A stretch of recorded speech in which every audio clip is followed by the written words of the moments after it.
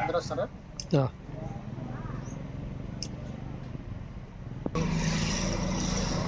అంతర్జాతీయ మహిళా దినోత్సవం పురస్కరించుకొని భారతీయ జనతా పార్టీ కలుస్తున్న మండలం ఆధ్వర్యంలో మహిళా దినోత్సవం జరుపుకోవడం జరిగింది.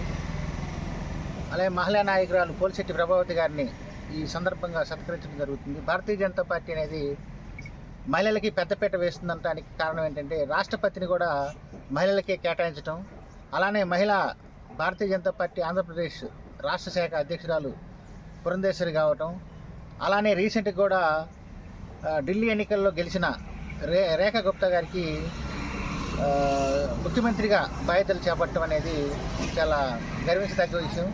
అట్లా మహిళలకి ఏ రంగంలో ఉన్నా సరే భారతీయ జనతా పార్టీ అనేది చాలా ప్రాధాన్యత ఇస్తుంది.